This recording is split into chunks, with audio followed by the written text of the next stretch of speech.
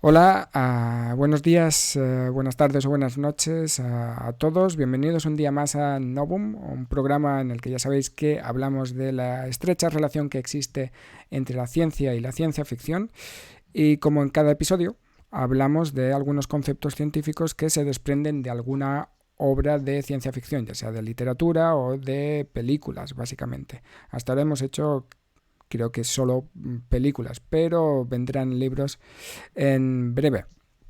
Y hoy vamos a hablar de una de las pelis que es seguramente la preferida de mucha gente o que la guarda como una de las mejores películas que ha visto. Y quería empezar hablando un poquito de la típica expresión de jugar a ser Dios, que ya se ha convertido en una especie de cliché para designar aquellas actividades que muchos científicos realizan o realizamos y que se encuentran en la frontera del conocimiento. Un caso particular es el de la biología, en investigaciones en las que se suele involucrar la creación o destrucción de algunos seres vivos, saltándose aparentemente las leyes de la propia naturaleza, como dicen algunos. Así, ya desde su estreno, Jurassic Park, la película de la que vamos a hablar ahora, se convirtió en el ejemplo por antonomasia de esta expresión y del ya tópico de quien juega a ser Dios pues se acaba quemando, como pasa en la película.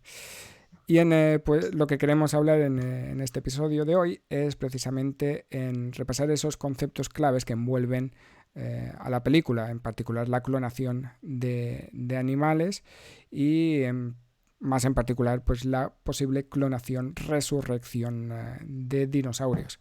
Y para hacerlo, pues tenemos ni más ni menos que a la persona que yo conozco que más sabe de dinosaurios y que a la vez más sabe de Jurassic Park. No sé si hay alguien más fan que Francesc Gascó en el mundo. A Hola, verlos, Francesc. Ailos. Muy buenas, muy buenas. ¿Cómo estás? Pues bien, encantado de estar aquí, la verdad. Además, me has llamado justo para hablar de mis temas favoritos, con lo cual es un placer estar aquí, acompañándote.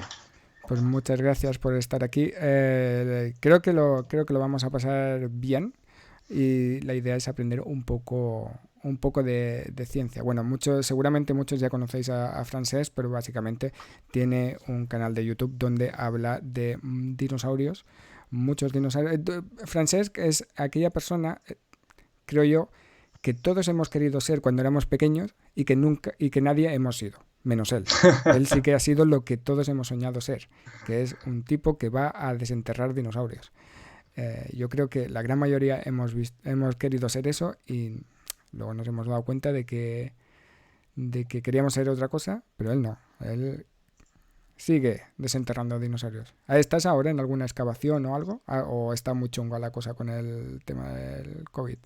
La verdad es que este año, por desgracia, al menos a nosotros, a nuestro equipo de investigación, nos ha tocado quedarnos en casa. Como mucho se ha hecho alguna salida de un día de ida y vuelta para ver cómo está algún yacimiento, para ver si había aflorado algo con las tormentas de a lo largo del año, pero no hemos podido excavar como tal, en parte porque no hay acceso, digamos, no podemos movernos tan libremente y en parte también porque tampoco han salido muchas de las subvenciones de los gobiernos autonómicos de las que dependían muchas de estas excavaciones y campañas, con lo cual no ha habido subvención y tampoco hay facilidad de movimiento.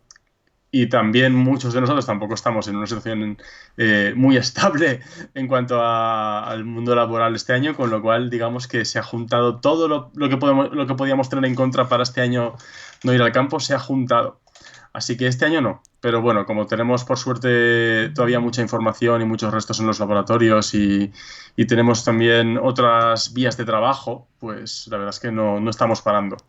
Sí, me da la sensación de que el gobierno o los gobiernos han tenido como la excusa perfecta para congelar subvenciones para muchas cosas. Sí, la verdad es que sí. Y si dijeras que es que se han movido todos los recursos posibles para solucionar la situación, dirías, bueno, no pasa nada porque no tengamos excavaciones este año, porque hay una emergencia sanitaria de primer orden y se están haciendo cargo y lo están sacando adelante. Pero es que están siendo unos chapuceros, con lo cual no es excusa. Ya, ya. Difícil Sí, sí, situación. pero bueno. Esperemos que, bueno, como todos, pues mejore en breve, aunque yo lo veo. Yo soy bastante pesimista y creo que va a tardar todavía esto en normalizarse, pero bueno, que poco a poco se vaya normalizando en los diferentes campos. Vamos al lío, vamos al tema. Vamos al lío. Vamos a hablar de Jurassic Park, una película que, ostras, es del año 93. Tengo Sí, la sensación de que Jurassic Park, nos vamos a centrar bastante en la primera, ¿vale? sí, Que es sí. es la buena de verdad y, con perdón, Francesc, es la buena de verdad. Nada, sí. Pero bueno, que seguramente comentaremos las otras. Pero la primera de la saga es del año 93 y es Ujú. increíble realmente como la ves hoy y evidentemente hay cosas que son mejorables, pero ojo, que ha pasado ya mucho, mucho tiempo, ¿eh? Ha envejecido muy bien, Sí, sí. en todos los sentidos. De eso se nota cuando una peli ha envejecido bien, significa que o bien realmente se curró los efectos a saco, o sea, lo Ujú. hizo muy bien, o lo hizo de una manera tan poco, entre comillas, arriesgada en el sentido de utilizando otros métodos que no se notan, ¿no? Y en este caso Ujú. yo creo que Jurassic Park fue muy innovadora en el 93, pero hoy en día sigue estando ahí visualmente muy atractiva y no le encuentras pegas. Las mismas que le podrías encontrar en el 93, supongo yo. Sí, sí. Totalmente, la verdad es que sí, y en todos los sentidos ha envejecido bien. No la ves pasada. Hay mucho cine de los 80 y de los 90 que lo ves ahora y sí que dices, ¡buah! Qué duro es ver esto, ¿no? Porque ya no se hace cine así, porque la narrativa es diferente, porque los personajes también son diferentes, porque la acción es diferente, la manera de hacer cine entonces ahora. Pero sin embargo, Jurassic Park está hecha de una manera que no pierdes interés en ningún momento. Los personajes tienen un interés per se, más allá de estar en peligro en una isla con dinosaurios. Por ejemplo, siempre me fijo mucho en el personaje de Ellie Sattler, ¿no? La paleobotánica encarnada por Laura Dern. Es un personaje perfecto que a día de hoy sigue funcionando de la mejor manera. Tenemos a una paleontóloga especialista en su campo como es la paleobotánica, que se tiene que arremangar y convertirse en una heroína de acción en todo, hacia el final de la película y lo hace. En todo momento demuestra que es muy capaz y que es una profesional y que no deja de ser humana pese a ser profesional porque también se le ve ese cariño con el Triceratops y demás. Es como que es un personaje que está construido de una manera súper creíble. Uy, creo que he Sí, sí, desaparecido. te he Sí. quitado. Quería cambiar algo y Ah, te he vale. quitado. Por eso que es un personaje que está Siga, construido de una te segui- manera. creo que te seguimos oyendo, pero no te vemos. Ahora te recupero. Vale. Si hablabas del personaje de... Sí, bueno, si quieres voy contándolo. Simplemente que Sí, sí, me parece cuéntalo. que es me parece que es un personaje que sigue funcionando perfectamente hoy en día.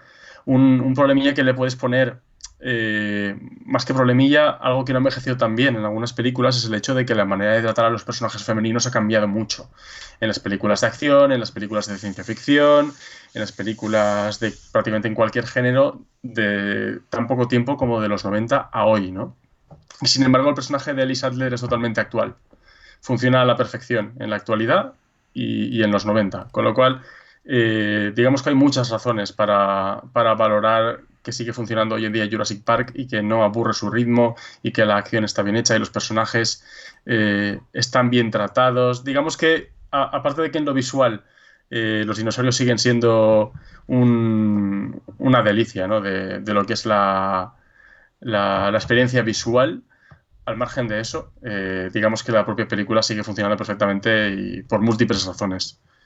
Pues sí, sí, no, la verdad es que cada uno de los personajes tiene su personalidad y creo, mientras te intento recuperar Sí, la imagen, creo que en el resto de películas eso no pasa, que recuerdes tanto a los personajes como en la primera. En la primera claramente cada uno tiene su rol y realmente te puedes sentir más o menos identificado con cada uno de ellos. Em, pero todos tienen un peso bastante grande. En el resto de películas, yo qué sé, no recuerdo los personajes, ¿sabes? Yo es que no te puedo contestar porque yo tengo un sesgo muy fuerte porque las he visto cientos de veces todas. Claro. Entonces yo sí que los recuerdo a cada uno de ellos de la mejor manera. Entonces digamos que yo no puedo en ese aspecto apuntar en ese sentido porque tengo un sesgo muy grande. A ver, vamos a hacer aquí una pequeña pausa porque no soy capaz de recuperarte, no sé qué narices he dicho.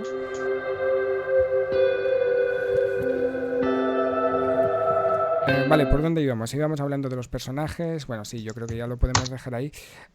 Siempre me gusta dar la nota de... ¿Estamos en directo? Yo en principio estoy... Estamos. Yo ya nos veo en directo, así Vale, que vale. Pues eso, siempre pongo la nota de la película, la nota que le dan en IMDb y le ponen un 8,1. Me parece bajita.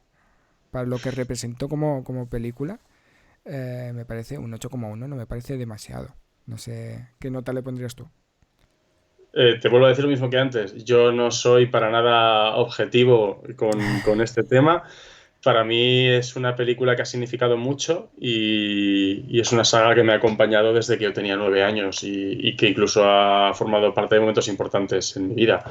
Entonces yo no puedo ser objetivo como para darle una nota. Además, he de decir que yo no acostumbro a dar notas a las películas porque no sé apreciar si una película está bien hecha o no. Solo sé si me gusta y si me toca la Ya. patata. Entonces, como no son razones objetivas para valorar nada, pues no suelo poner notas. No, no una cosa similar. Yo tengo como dos clasificaciones. La clasificación de cuánto me ha gustado una película y luego la clasificación de cuán buena creo que es la película. Y ahí puede coincidir o no. Ya, te entiendo, te entiendo. Yo a veces he visto películas que ha sido como, ¡buah! Reconozco que es buenísima. ¿Me ha gustado? No. Me No, ha parecido no. un cagarro, no la volveré a ver en mi vida. Quiero que me devuelvan estas 2 horas de mi vida. Sí, sí. Pero debe ser súper buena porque me lo ha parecido. Así que no tiene nada que ver una cosa con otra. Sí, sí. Bueno, pues y también me gusta hacer una pequeña sinopsis de la película, para, por si alguien no la ha visto. Vamos allá, No sé sí. si alguien ha visto Jurassic Park, pero es una sinopsis un poco especial. Yo la resumo como la sinopsis de Jurassic Park, que es en realidad un magnate megalómano que se hace pasar por un abuelete simpático y entrañable que Ujú. planea abrir un parque temático con dinosaurios a los que no les gusta mostrarse a los visitantes. Ujú. El matemático es el único que tiene algo de sentido común y la cosa pues sale mal. Es, es mi resumen de la película. Me encanta porque eso de que y sale mal es como un poco esta tendencia que hubo de vídeos en YouTube hace un tiempo de le hago una broma a no sé qué y Y sale sale mal. mal. Pues es Y como... es como sí, sí, sí, tal cual. Pues, así. Pues nada, y ahora vamos a Vamos allá. empezar ya, que si nos echa el tiempo encima, con la ciencia de Jurassic Park. Y Sí. como comentábamos al principio, pues el tema principal de Jurassic Park, o el tema científico principal de Jurassic Park, es la clonación. ¿Cómo está, Paco, la clonación de animales actualmente? Porque ¿cuánto hace ya de la oveja Dolly? Hace mucho ya. Buah. La verdad es que ya hace de la oveja Dolly. Ahora Y desde mismo, entonces no hemos oído nada tan grande como la clonación de una oveja. ¿Cuál es el estatus actual de la clonación de animales?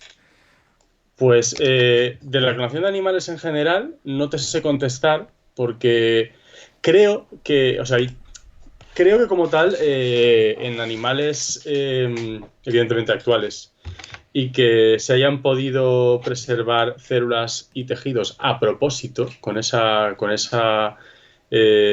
finalidad, creo que en ese aspecto sí que está muy avanzada. O sea, al fin y al cabo, eh, no sé si llegué a oír que alguna famosa o algún famoso, de manera bastante extravagante, había querido clonar a su perro cuando se le murió y no sé si, en fin, se oyen cositas así un poco raras y no sé si realmente son leyendas urbanas o si realmente hay un trasfondo, pero es verdad que no se ha vuelto a crear noticia como tal del hecho de la clonación de animales actuales. En cuanto a los animales extintos, la noticia lleva no ocurriendo demasiado tiempo.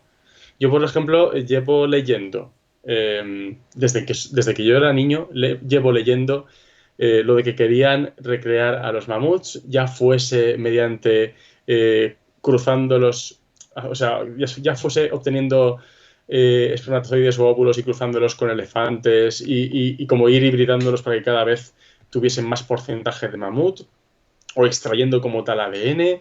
Lo más parecido que he visto publicado, al menos recientemente, creo que fue hace un par de años, cuando se publicó un artículo en el que se habían extraído núcleos de células musculares de un mamut congelado, se habían insertado en ovocitos de ratón y habían mostrado un poco de actividad celular. Parecía que se estaban preparando para la división, pero no acabó de funcionar porque evidentemente después de tantos años de la congelación y de la degradación, digamos que si funcionó algún trocito de maquinaria celular, de maquinaria nuclear, mejor dicho, creo que fue casi de puro milagro, porque aquello tiene que estar hecho papilla. Entonces eso es lo único que yo he llegado a leer y ver en los últimos 2 años. La verdad es que el tema está muy parado. Yo tengo un colega que desde que estábamos estudiando biológicas, de vez en cuando bromeaba con el tema como poniéndose en plan magufo, en plan de yo creo que ya los han clonado. Y lo que pasa es que no quieren enseñárselos a nadie, ¿no? En plan de, pero con la avanzada que está en la ciencia, ¿cómo no van a haber clonado ya mamuts? Es que es imposible. Y además si los tienen congelados. Bueno, esta gente tiene que tener mamuts, seguro, pero no quieren compartirlos. Pero nada. ¿Pero dónde guardas un mamut? Un mamut no es un ratón, ¿sabes? Bueno, pero tampoco es un brachiosaurio, ¿sabes? O sea, es un poco, te cabe un poquito más en... te viene un poco más a mano. Pero bueno, en fin, que sí, que es un tema que está bastante... que aún a día de hoy, con todos los avances que tenemos, aún a día de hoy es un poco rozando la ciencia ficción. Bueno, pues por eso estamos aquí. Hablabas de animales extintos y pones el ejemplo de los mamuts, pero en la peli no se clonan mamuts, se clonan dinosaurios. ¿Cuál, ¿Cuál sería la diferencia entre clonar un mamut y clonar un dinosaurio? Porque entiendo que de los mamuts tenemos como restos más enteros que de los dinosaurios, de los cuales solo tenemos el registro fósil del esqueleto y poco más. Si no me equivoco, corrígeme. ¿Cuál sería la diferencia?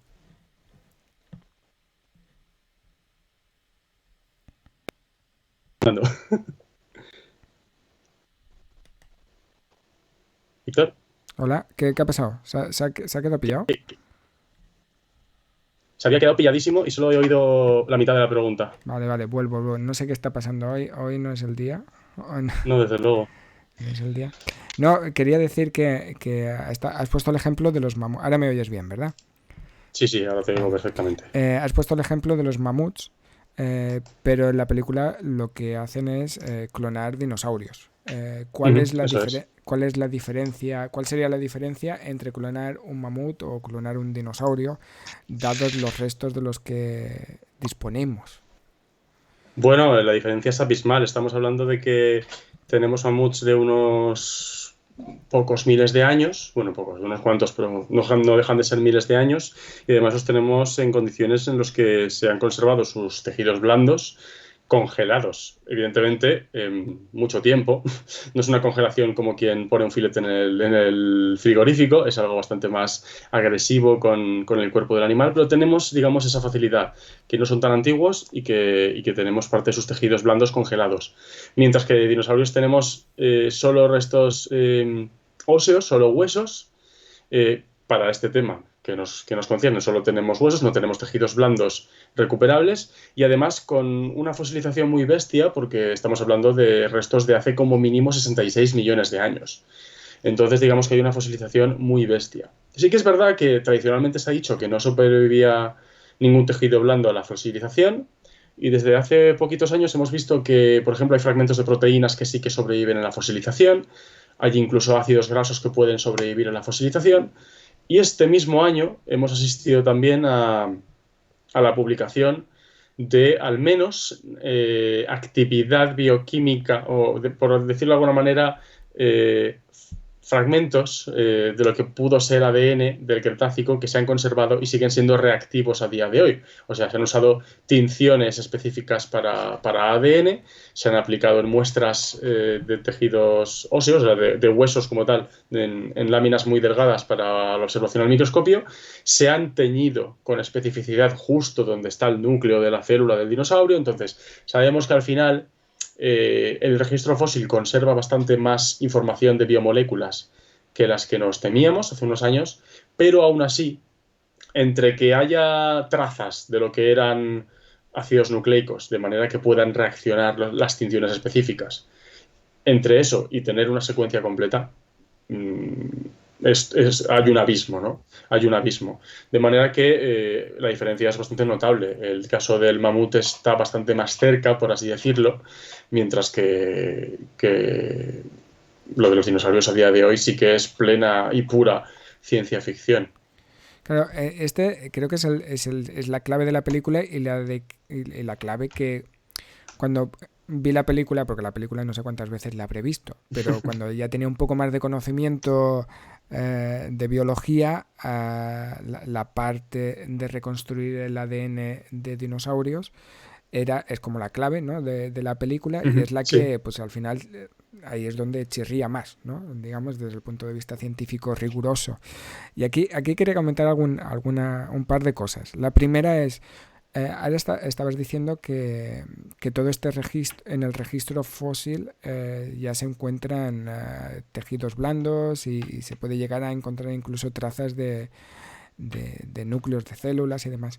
Pero en la película el ADN de dinosaurio no se extrae de los fósiles, No, no, de los esqueletos propiamente o eso de lo que es. queda del cuerpo, sino de la posibilidad de que un mosquito haya picado a un dinosaurio, se haya posado sobre un tronco de un árbol, le haya caído resina encima y se haya quedado petrificado. No sé qué término tiene en términos geológicos el ámbar, no sé si tiene un nombre específico, pero digamos que el mosquito se queda ahí atrapado y 64, 65 millones de años después viene un científico y extrae esa sangre y puede hacer cosas con él.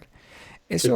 ¿Eso qué pasa? ¿Eso es posible? Eso tiene muchos factores que se escapan al control de algo que parece tan automático en la película. Primero, el ámbar es muy variable. Dependiendo de la planta, dependiendo del árbol del que surge la resina, dependiendo de las condiciones de fosilización, del propio yacimiento, digamos que todos los ámbars no son iguales. Tenemos la imagen de que son una cápsula en el tiempo perfecta porque estamos acostumbrados a ver insectos en el interior y los insectos que se quedan en ámbar los podemos estudiar como si fuera un estudio entomológico actual, pero esto digamos que es una especie de ilusión, de espejismo, porque los insectos al fin y al cabo tienen exoesqueleto, de manera que lo que queda dentro del ámbar es lo que queda bien conservado es el exoesqueleto del mosquito y dentro digamos que ya no está tan bien conservado Claro. del mosquito o del escarabajo o de lo que sea. Pero claro, los vemos perfectamente conservados y parece que estén como ahí esperándonos, ¿no? Pero, por ejemplo, hay algunos casos de inclusiones de vertebrados pequeñitos en ámbar y ahí ya ves que la lagartija el alita del pajarito, o lo que sea, ya las ves que aunque se hayan conservado en ámbar, su aspecto es un poco más como de momia, un poco más momificado. Digamos que se ha ido degradando también allí dentro.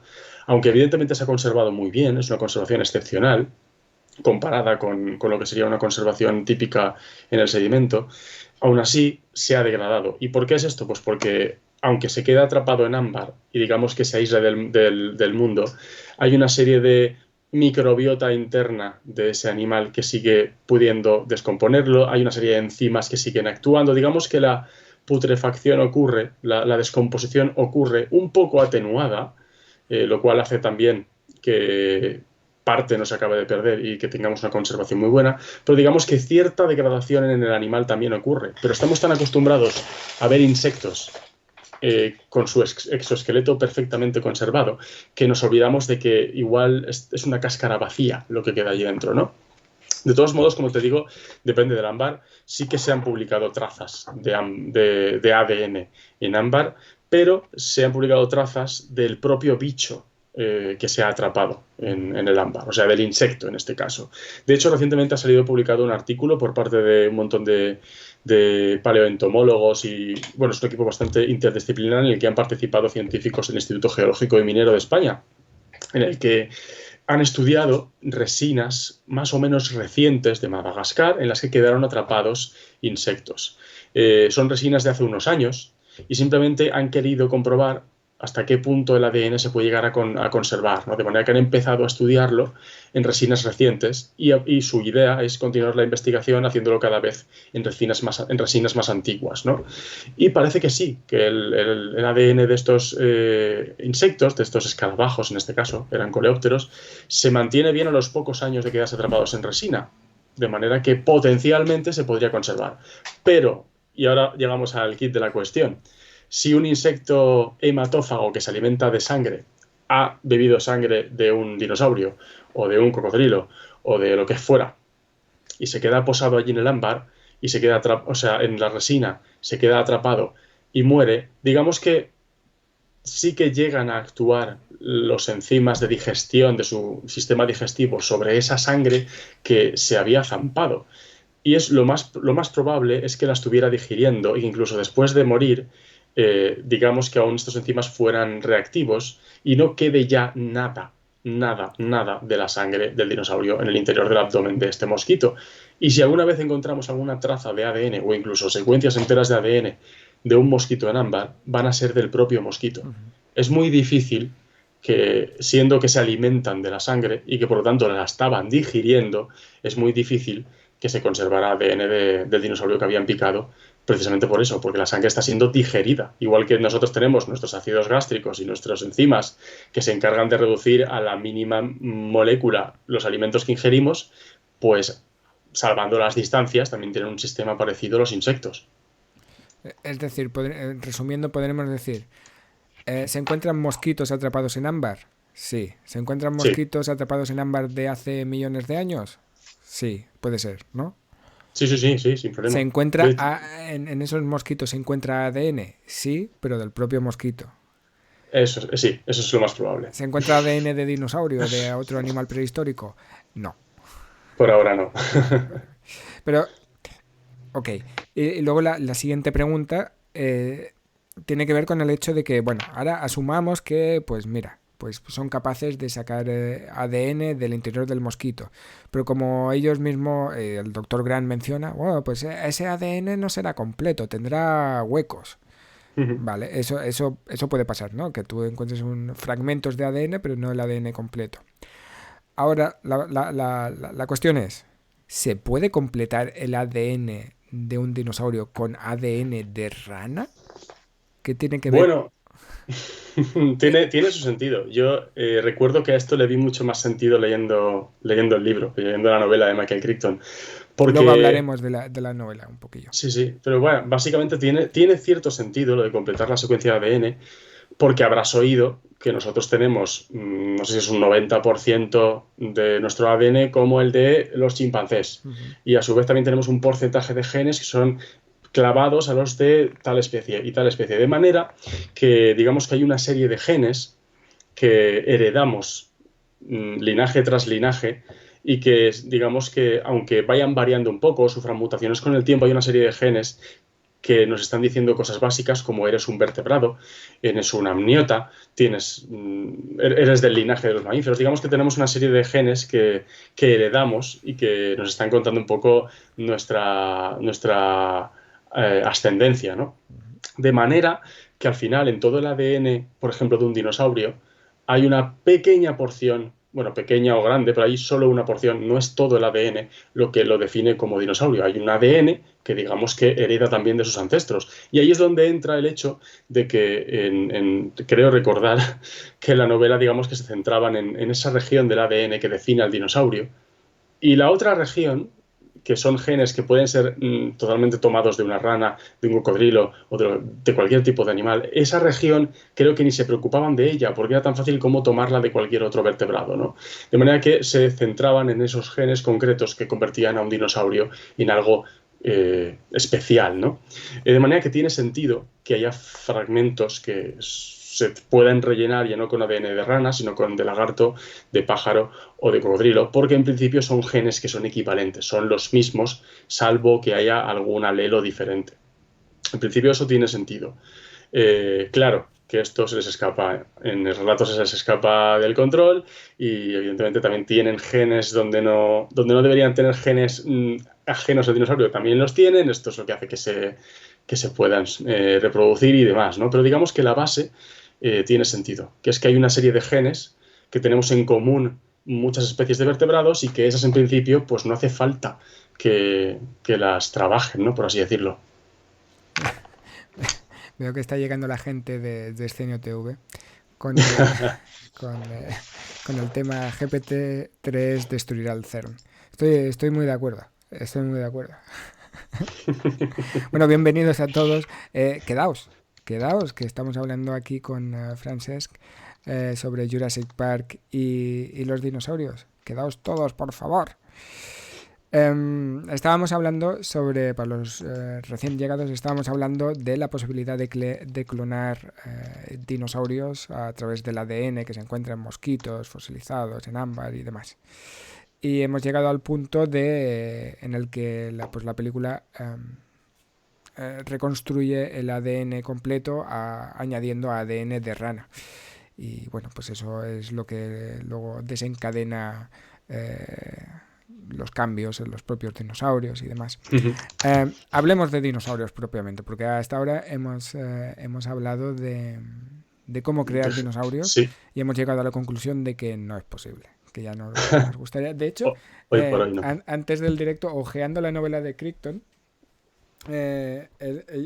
así aleatoriamente me acabo en una página que es muy, muy divertida, que esto no aparece en el libro, en la película, pero podría aparecer. Dice, no sé quién habla, pero dice, ¿mascotas? Dice, claro, si InGen puede hacer dinosaurios de tamaño real, también los puede hacer de tamaño pigmeo, para que sirvan de mascotas domésticas. ¿Qué niño no querría un dinosaurio pequeño como mascota? Y es como, pues sí. ¿Tú te gustaría tener un dinosaurio como mascota? Bueno, primero creo que eso está en boca de Dodgson cuando está tratando de convencer a la gente de su empresa de Biosyn acerca de este tema del espionaje industrial. Creo que era él, ¿no? Porque además ahí apunta a muchos temas de aplicaciones muy comerciales de los dinosaurios que luego se han nombrado en las películas más recientes de la saga. Pues está ahí el origen de todo esto. Contestando a tu pregunta, te la contesto de dos maneras. Una, me fliparía tener de mascota un dinosaurio. Te la contesto de otra manera. Ya he tenido pájaros. Sabía que ibas a tirar por ahí. Sabía que ibas Lo sabías, ¿no? a tirar Claro por que ahí. sí. Bueno, nada, era simplemente comentar este pasaje que lo he leído aleatoriamente. Sí. Pero hablando de dinosaurios concretamente, aquí menciona el hecho de hacer dinosaurios pequeños. Digamos, en la primera película se crean dinosaurios en principio a imágenes tal cual salen del ADN, ¿no? Que en principio se supone que son los que existieron hace 64 millones de años. Digo 64 y nunca sé si es 64 o 65. Sí, pero... siempre se ha dicho 65. Las últimas dataciones ponen el final del Cretácico a los 66. 66, vale, pues vamos a estar ahí. Pero en películas más recientes de la saga aparecen híbridos, aparecen dinosaurios que en realidad nunca existieron, sino que son pues, modificados genéticamente más y tal. Yo lo que quería hablar, porque sé que esto es un tema de mucha discusión, de realmente cómo sabemos cómo eran los dinosaurios, al menos por fuera, sabemos cómo era su esqueleto, pero cómo los podemos reconstruir. Y realmente un Tyrannosaurus Rex, tal cual dice la ciencia que era, es como lo representa la película. ¿Es suficientemente preciso o hay mucho diseño gráfico ahí para hacerlo más impresionante, más grande, más fuerte? Y digo el tiranosaurio como puedo decir cualquier otro dinosaurio. Bueno, acabas de abrir un melón importante. Primero, no podemos poner la mano en el fuego acerca de saber al 100% cómo eran los dinosaurios en general, pero sí que tenemos la suerte de tener fósiles muy excepcionales de algunos de ellos que nos están ayudando a tener una visión mucho más cercana.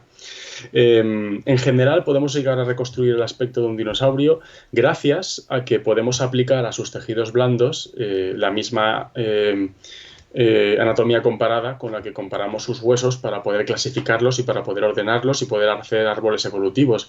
El mismo criterio de lo que solemos llamar en principio.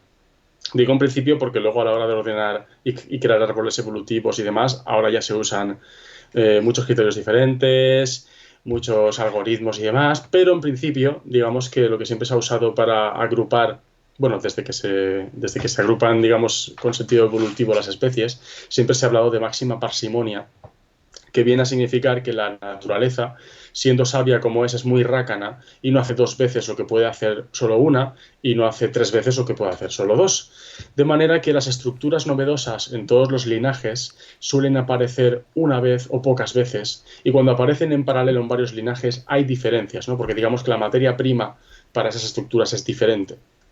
De manera que dentro de una misma familia, dentro de un mismo linaje, por ejemplo, de dinosaurios, hay muchos caracteres de su anatomía que se mantienen. El número, por ejemplo, de vértebras cervicales, los puntos de origen e inserción de la musculatura y la marca que dejan en el hueso, todo eso a grandes rasgos y siempre dentro de grupos más o menos cerrados, se mantiene.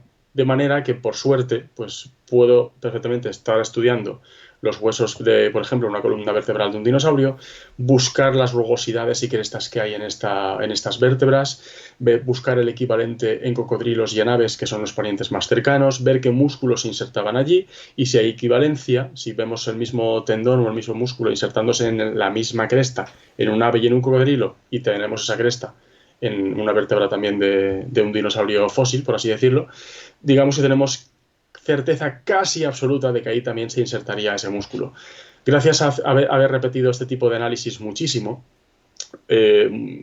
a más detalle o a más grandes rasgos, como sea, podemos llegar a hacernos una idea de cómo sería, digamos, el volumen, por así decirlo, de carne que tendrían estos dinosaurios, si serían más o menos robustos, si podrían pegar una patada más fuerte o menos, si estarían más especializados en mover la cabeza de una manera o de otra, si morderían más fuerte o no, y todo eso también tiene implicaciones muy fuertes acerca de su aspecto, porque al fin y al cabo a un esqueleto en cuanto le colocas lo que es la carne, la chicha, el tejido blando, ya obtienes una forma más parecida a la de un animal actual.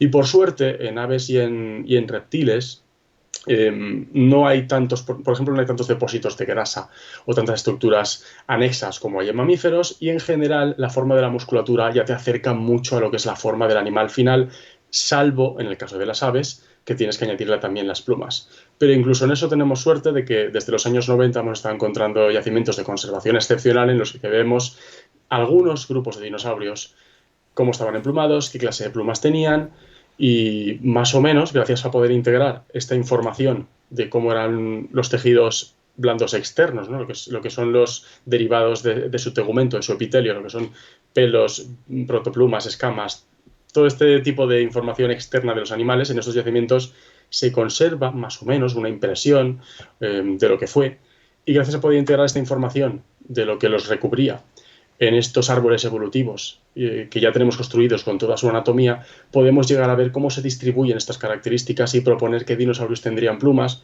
cuáles no, cuáles tendrían una pluma más primitiva, cuáles tendrían una pluma más desarrollada, ¿no?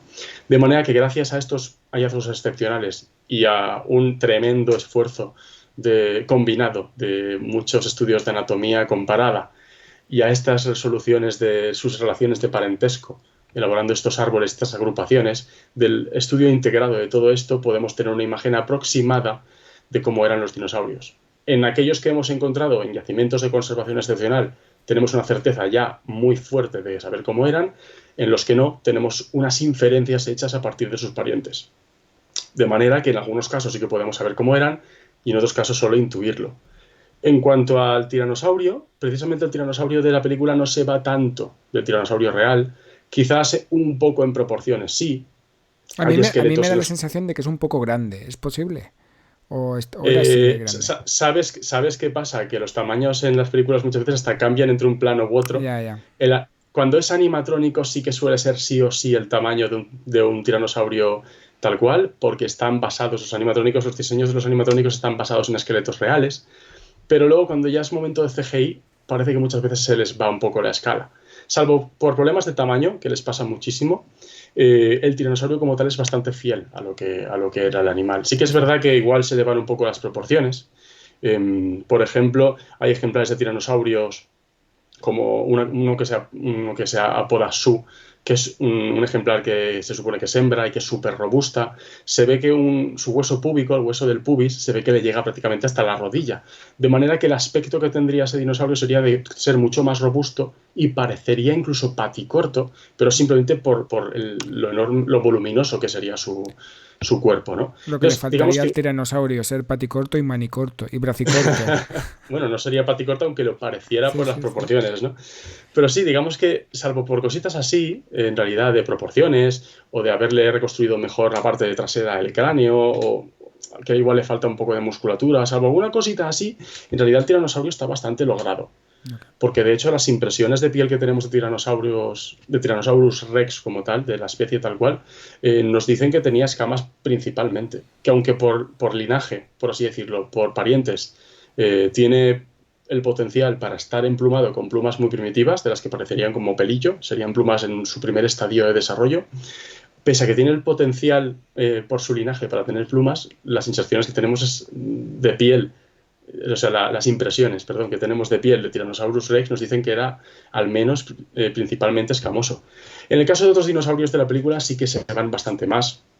Por ejemplo, los célebres Velociraptor primero, que la especie que se representa allí no es Velociraptor. En principio, tal y como los describe Michael Crichton en Jurassic Park, serían Deinonychus, pero por aquel entonces había una propuesta de que podían ser el mismo género Deinonychus y Velociraptor, así que con eso se lo ventilaron de un plumazo. Tengo que decir que ¿Sí? la enciclopedia de dinosaurios que yo leía cuando era pequeño, mi Sí. dinosaurio preferido era el de Deinonychus, precisamente. Deinonychus, Porque era como un Deinonychus velociraptor, pero es muy más chulo. guapo. O sea, Sí. realmente si tienes que escoger entre un velociraptor y un Deinonychus, dices, el Deinonychus tiene mejor pinta. Sí, la verdad es que Velociraptor es bastante más canijo, su cráneo es bastante más afilado, un morrito más alargado, es bastante más poca cosa. Deinonychus es más potente. E incluso hay parientes más cercanos de Deinonychus que son más tochos, más grandes, más robustos, como Utahraptor. De hecho, se parece mucho más a estos, el dinosaurio que vemos en las películas. Y además, como ya debéis saber, se les representa de una manera totalmente escamosa, que era la manera en la que estaban representándose entonces, cuando hoy ya sabemos, gracias a estos yacimientos de conservación excepcional, que todo el linaje de los raptores, que es el de los dromeosaurios, estaría completamente emplumado. Y de hecho, incluso en el propio Velociraptor tenemos evidencias, no sé si decir indirectas, porque tener los puntos de inserción marcados de las plumas en el hueso del antebrazo no es tan indirecto, pero bueno, no vemos la pluma, vemos sus puntos de inserción. En cualquier caso, que sabemos que estos dinosaurios hoy en día sabemos que estos dinosaurios estarían completamente emplumados. De manera que tenemos un tamaño que no corresponde, unas proporciones que tampoco, porque se hizo una especie de monstruo para la peli, y aparte de eso, que el aspecto sabemos que hoy en día ese linaje sería muy diferente. Con varios dinosaurios de la película pasa esto. Por ejemplo, el célebre Dilophosaurus, el que siempre es el favorito de tanta gente por esa vela que saca, ¿no? Y que escupe veneno y demás. El dinosaurio como tal, real, era de mayor tamaño, no era tan pequeño y tan endeble. ¿Qué pasa? Que aquí Michael Crichton hizo una especie de ejercicio súper molón y súper bien hecho de ciencia ficción, porque de este dinosaurio no se tenía tampoco un registro para echar cohetes, se le veía una mandíbula que era muy débil. Yo recuerdo leer cuando era niño que se proponía que fuera un dinosaurio carroñero, porque con una mandíbula tan débil no podría cazar de una manera muy activa, o si cazaba serían animalitos muy pequeñitos. De manera que en un acto de creatividad y de ciencia ficción muy bien hecha, Michael Crichton propuso que al clonarlo, de repente vieron que fuera venenoso. Luego, a la hora de hacer la peli, ya le metieron la velita esta para que fuera más teatral, más dramático todo, y ya pues se acabó de hacer un pastiche y la gente se ha hecho un lío con el bicho este y se cree que es así. Pero lo cierto es que muy probablemente no tendría ningún tipo ni escupiría veneno, ni sería venenoso de ninguna manera, y no hay ninguna razón para ponerle a una vela, ninguna.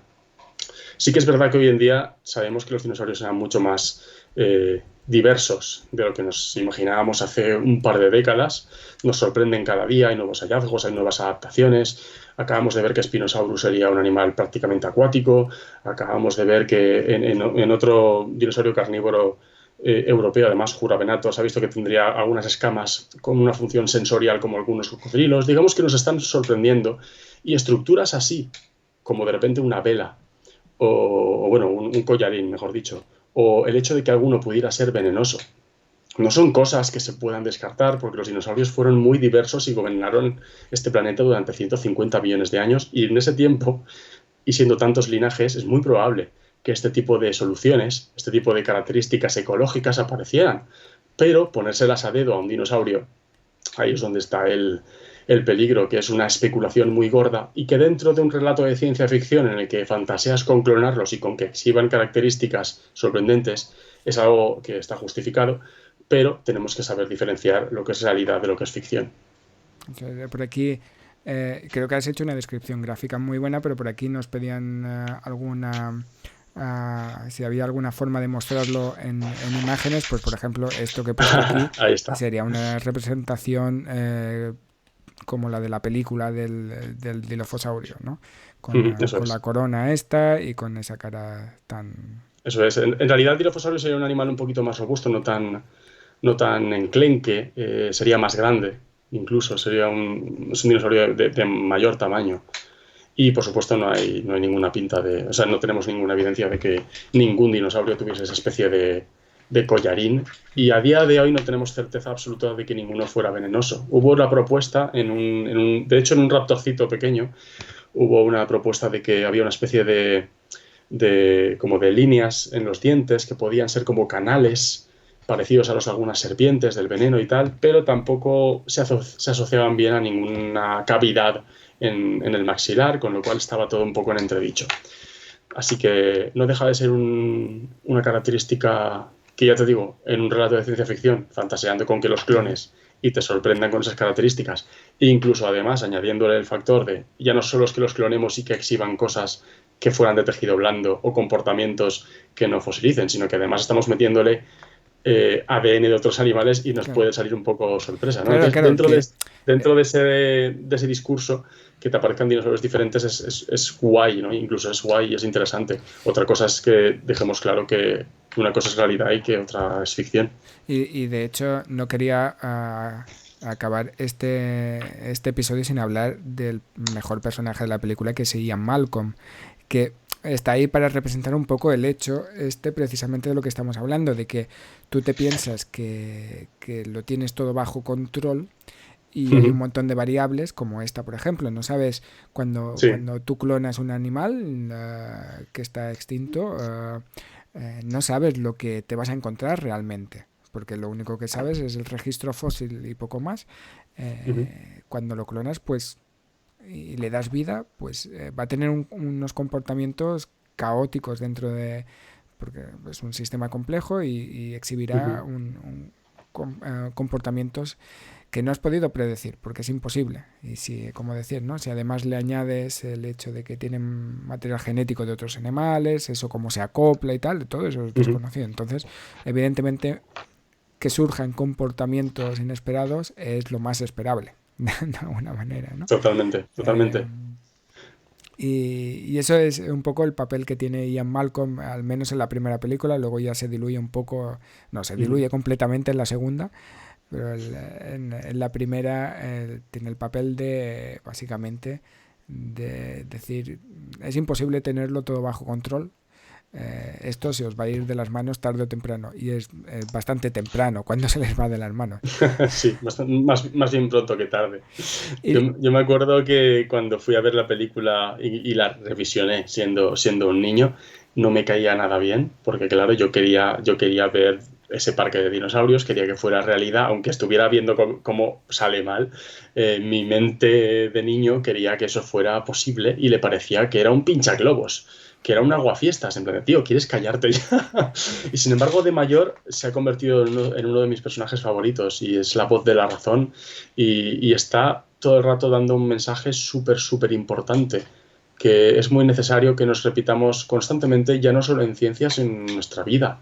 Tenemos una falsa sensación de control sobre todo lo que hacemos, que en cuanto aparece una variable que no contábamos con ella, de repente nos quedamos como un cervatillo al que le dan las largas de un coche, ¿no? Y es, por ejemplo, lo que nos ha pasado este año. Este año todos teníamos un montón de planes para nuestro año, para nuestra vida, para nuestros trabajos. Teníamos un montón de proyectos y de repente aparece la pandemia y nos quedamos todos como, ¿y ahora qué hago?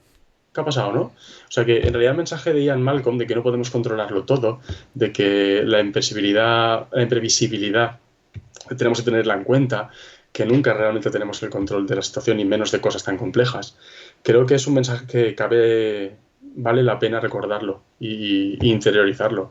Y yo creo que hasta será sano mentalmente tener eso interiorizado. Saber que no siempre acabas teniendo el control, creo que es más sano mentalmente que creer que lo tienes. Totalmente de acuerdo, y de hecho por eso también Ian Malcolm, yo creo que es mi personaje favorito, porque introduce unos conceptos, y en el libro creo que, si no recuerdo mal, aún más en profundidad. Ahora hablaremos un poquillo del libro. Pero sí que es verdad, o sea, yo creo que estamos acostumbrados, en la línea de lo que dices, estamos acostumbrados a que nuestra vida o nuestras vidas, nuestro mundo sea demasiado lineal. Hay una causa, una consecuencia y todo más o menos tiene sentido. Pero cuando llega a una pandemia como la que estamos pasando ahora, que es, yo la defino como un sistema no lineal multidimensional, pues no estamos preparados para ya simplemente para interpretar, ¿no?, lo que está pasando, porque te llegan por todos los frentes y no sabes interpretarlo, y en consecuencia pues las soluciones que aplicas pues son en gran medida inefectivas, porque Sí. esto yo lo puse en un tweet, estamos afrontando un problema no lineal y estamos aplicando soluciones lineales. Totalmente. Y eso lo que viene a decir es que estas soluciones lineales a lo mejor resuelven un problema de manera muy localizada, pero se te va a escapar por otro lado. Y eso y es un poco lo que refleja la primera película también, ¿no? Ese intento imposible de controlar una situación que se ve que se te está escapando de las manos, y los intentos en vano de achicar agua de ese barco que se hunde. Totalmente. Y es verdad, eso, hay una transición, como decías, entre ver la película de pequeño y verla de mayor. De pequeño tú lo que quieres ver es dinosaurios, y de hecho te da rabia de que no salgan más. Sí. Y tu personaje favorito quizás sea el Dr. Grant, porque es el que le gustan los dinosaurios y quiere ver los dinosaurios.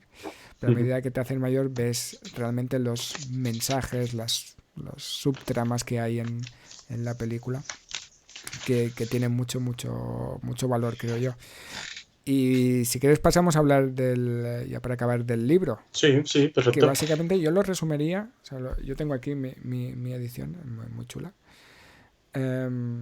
Tengo Parque Jurásico y también tengo El Mundo Perdido. Yo los tengo en la estantería, que ahora no se ve porque tengo puesto este fondo. Pero sí, tengo justo ahí dos ediciones, la edición inglesa y la edición española del Círculo de Lectores de los 90, de las dos. Ambos libros son, a mi parecer, mejores que la película. O sea, la primera película es muy buena y el libro es un poco mejor, en mi opinión, básicamente porque va a los conceptos científicos un poco más al detalle, y eso mola. Es todo un poquito, entre comillas, más riguroso. No voy a decir riguroso del todo, pero sí que pues te da más detalles y eso está muy guay. Y luego la segunda peli es mucho peor que el libro. Yo del segundo libro no me acuerdo demasiado, pero creo recordar que era bastante mejor que la película. Y eso me acuerdo más del segundo libro que del primero porque lo he leído más veces, fíjate. Pues fíjate. Yo recuerdo que la segunda película a mí me gustaba mucho porque cuando era pequeño, porque salían muchos dinosaurios, salían muchos más. Entonces, para un niño mola más. No es tan oscura, es un poco más... Sí, es más película de aventuras. La primera era un thriller científico que tenía incluso momentos de pura conversación y darle al coco y de estar apreciando lo que está pasando. Algunos momentos más oscuros y que daban hasta miedo para un niño. La segunda era una aventura sin más, y de hecho la segunda novela Yo cuando la leí, siendo un crío, ya me di cuenta de que iba a ser muy difícil de adaptar eso. En plan de, "Buah". De hecho, yo durante mucho tiempo estaba convencido de que no iba a haber segunda peli de Parque Jurásico, porque dije, esta novela es imposible hacerla una peli. Pero luego la hicieron, claro, y la hicieron de una manera que, de hecho, el propio Steven Spielberg ha reconocido más de una vez que es una de las... Igual ahora ha hecho más cine solo por sacar pasta, pero que en su momento no había hecho nunca una peli pensando en la pasta que iban a sacar hasta que hizo El Mundo Perdido. Y quieras que no se nota, porque se nota que está hecha como queriendo ponerle esteroides a Parque Jurásico, a las escenas que más gustaron de Parque Jurásico, y darle esa forma de aventura, ¿no? A lo bestia, aventura en la selva, mucho dinosaurio, mucho peligro y tal y cual. Yo he de decir que a mí me sigue gustando mucho, pero porque la aprecio como un salto cualitativo en el lore, en el universo de la saga. Porque la primera, por mucho que veas el helicóptero con el emblema de InGen, por mucho que sepas a qué se están refiriendo si te has leído las novelas o después de haber visto el resto de pelis, por mucho que ya veas cómo está creándose ese universo, esa historia, esa trama, en la primera no se llegan a enseñar mucho. Y es en la segunda cuando todo eso estalla. Se habla de InGen, se habla de los problemas que pueden haber tenido, de los incidentes, de lo que puede haber estado diciendo Malcolm fuera. Digamos que se expande el universo en la segunda. Y a mí eso es lo que me gusta mucho de la segunda peli. Ya no solo el hecho de que salgan más dinosaurios, que es lo que me gustaba de niño, sino el hecho de que de repente el universo se expande y ves que es mucho más que simplemente un incidente en una isla. Sabes que hay más islas, sabes que hay una empresa de ingeniería genética que ha estado clonándolos y ves que ahí se empieza a complicar, ¿no? Yo es lo que sigo valorando de la segunda peli, al margen de que evidentemente sea incomparable con la primera y al margen de que la segunda novela pues sigue siendo mejor que la adaptación al cine. De hecho, yo he de decirte que la segunda novela me la leí, o sea, que la novela del Mundo Perdido me la leí antes que la novela de Parque Jurásico, porque yo descubrí Parque Jurásico con la peli. Después cayó en mis manos la novela del Mundo Perdido, me la leí sin haberme leído la novela de Parque Jurásico y después, solo después, pude leerme Parque Jurásico. Y claro, me voló la cabeza. Me voló la cabeza de ver el Malcolm de las novelas allí desencadenado con sus discursos y sus conversaciones y me encantó, la verdad. Muy recomendable, los dos libros. Y se leen muy fácil y Sí, es Parque Jurásico en estado puro. sí, y además es este estilo de Crichton que aunque haya capítulos o bloques muy grandes, luego está todo como dividido en capítulos pequeños, ¿no? Con lo cual vas leyendo de una manera súper ágil y eso es muy de agradecer. Solo para reflejar el hecho a los que no lo hayáis leído, que hay incluso cuadros con números sobre números de... no sabe bien. ¿A qué? O sea, tablas casi de Excel con recuentos de dinosaurios y demás. O sea, Sí, lo que es ellos mismos te cuentan que están viendo en la pantalla, él te lo suele reflejar para que lo veas, ¿no? Eso es de agradecer. Bueno, pues recomendamos las lecturas de Crichton. Luego ya Michael Crichton murió y ya las películas pues son otra cosa. Son otra cosa. No voy a decir que son yo diría espectaculares, que da gusto verlas, o sea, no te aburres viendo ninguna película de Parque Jurásico, pero sí que ya no tienen la misma historia detrás y cada vez parece que rizan un poco más el rizo para el next level, el siguiente dinosaurio más fuerte, más potente, parece un poco Dragon Ball.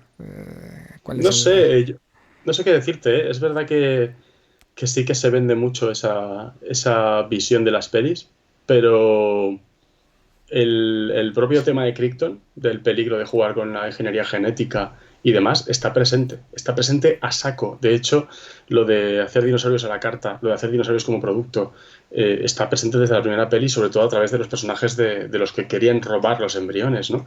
Es un tema que yo creo que está presente y lo único es que han cogido un tema que en las novelas era algo que se comentaba, ¿no? Algo que decía algún personaje que era como el villano que ni siquiera salía en plena acción, algo que comentaba él con su equipo. Comentarios así que no trascendían es lo que han cogido para crear un poco los hilos argumentales de las últimas películas que hemos visto. Pero yo creo que sí que es verdad que se ha buscado mucho la espectacularidad, pero el trasfondo, aunque evidentemente ya no nos pilla por sorpresa y ya no nos encandila como la primera vez, pero el trasfondo yo sigo viendo ahí a Crichton veo las ideas de Crichton que igual dejaba como pinceladitas de cuidado que esto podría acabar teniendo estas consecuencias, que solo son como avisos que se digan en las novelas. Es eso lo que ha explotado en la cara de todo el mundo en las nuevas películas. Yo al menos lo veo constantemente. Sí, no, yo creo que sí que es verdad, ¿no? Que quedan un poco, la historia queda un poco apantallada por la espectacularidad, quizá, ¿no? Es como que te distrae un poco tanta espectacularidad, tanto movimiento, te distrae un poco de la historia y parece que a lo mejor quizá la historia es más floja de lo que en realidad es o que es menos profunda. Pero sí, evidentemente, todo Menos profunda sí, es verdad. Es todo mucho más lineal, por así decirlo. Eso es indudable. Y evidentemente se prima mucho más la espectacularidad y que haya mucho dinosaurio y mucha acción y demás. Es una cosa que se prima mucho en el cine de hoy en día. Pero ya te digo, yo sigo viendo el mensaje de Crichton muy reflejado ahí. Incluso te diría que de una manera no comparable, porque la primera película es en ese sentido perfecta, pero desde la primera película no habíamos vuelto a tener el tema de Crichton tan presente como en las últimas dos. Por mucho que cinematográficamente tengan los errores o pecados del cine actual y ese tipo de cosas, el tema tal cual de Crichton, que era la base de todo, desde la primera peli no había estado tan presente como en estas últimas dos. Eso sí que puede ser, que las más flojitas son sí, las del medio. Al menos en cuanto a los temas de Crichton, Sí, sí.